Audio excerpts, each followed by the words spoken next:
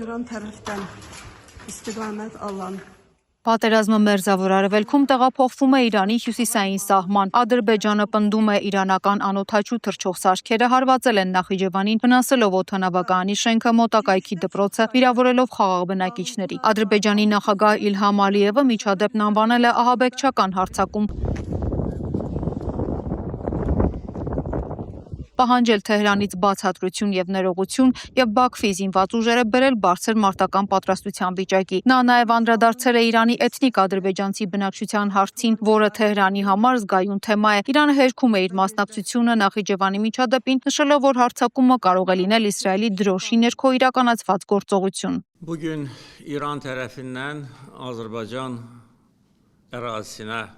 Այսօրվա անկախ Ադրբեջանը նաև հույսի վայր է Իրանում ապրող շատ ադրբեջանցիների համար։ Մենք պաշտպանում ենք եւ պաշտպանել ենք մեր տարածքային ամբողջականությունը, ինչպես վերջ դրեցինք հայկական օկուպացիային, այնպես էլ պատրաստ ենք ցույց տալ մեր ուժը ցանկացած չար ուժի դեմ, եւ Իրանը չպետք է մոռանա դա։ Նրանց կողմից իրականացված այս ահաբեկչական գործողությունը, ինչպես նաև մյուս բոլոր տգեղ գործոնները մեծ անշնորհակալության օրինակ է։ Ateşin hədəfləri mülki obyektlər idi. Բաքուն երկար ժամանակ խուսափում էր Իրանում ապրող ադրբեջանցիների թեմայից։ Թեհրանի համար դրա զգայուն լինելու պատճառով 20-ից 25 միլիոն էթնիկ ադրբեջանցիները կազմում են երկրի ամենամեծ էթնիկ փոքրամասնությունը եւ կենտրոնացած են հյուսիսարևմուտքում Ադրբեջանի հետ սահմանի երկայնքով, վերլուծում է BBC գործակալությունը։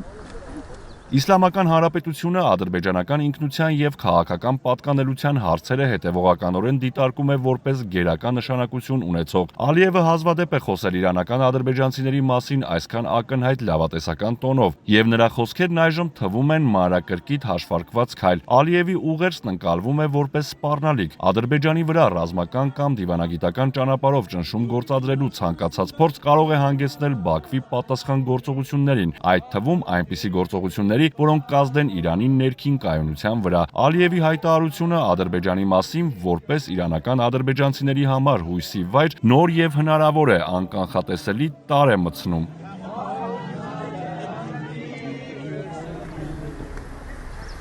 Ադրբեջանական բանակը կներխուժի Իրան, եթե Թեհրանը սկսի պարտվել, իսկ Ալիևը իր համար հեռանկարային հնարավորություն տեսնի իրանական հողի մի պատկառելի կտոր զավթելու համար, վերլուծում է ռուս լրագրող եւ ռադիոհաղորդավար Սերգեյ Մարդանը։ Նա մեջբերում է իսրայելական զանգվածային լրատվամիջոցների հաղորդագրությունները, որոնց համաձայն քրդական զինված կազմավորումները հատել են Իրանի հետ սահմանը եւ դիրքեր գրավել Իրանի տարածքում։ Ռուս ռազմական փորձագետ Ալեքսանդր Արտամոնովը հաղորդում է Իրանի արևմտյան սահմաններին գործողության ձախողման մասին։ Հաղորդում է, որ մի քանի ռազմական ուղղաթիռներ դեսանտային վայրեջք են իրականացրել, իրաքյան ուժերն առաջ են քաշվել շրջան ստուգման համար, սակայն դեսանտավորված խմբի կողմից ենթարկվել են ինտենսիվ կրակի, որից հետո սկսվել են զինված բախումներ։ Нет, ну, конечно, можно жить в современности, но разобраться в том, что происходит сейчас. Միաժամանակ իրանական աղբյուրները հայտնել են, որ Իրանի հետախուզական նախարարությունը եւ Իսլամական հեղափոխության պահապանների կորպուսը խափանել են քրդական անջատողական խմբերի դավադրությունը, որոնք ծրագրել էին գիշերը ներթափանցել երկրի տարածք։ Плоскости, в которые нас зарядили, собственно, жить и сражаться. Հաղորդվում է, որ այդ խմբերին լուրջ կորուստներ են հասցվել։ Սա Իրանի սահմանների շուրջ քողարկված եւ բազմաշերտ դիմակայության վկայությունն է։ Ծրագրված սցենարը ըստ ամենայնի ավարտվել է ձախողմամբ։ Ֆրիդա Ղազարյան, Վազգեն Հովհաննիսյան, TV News։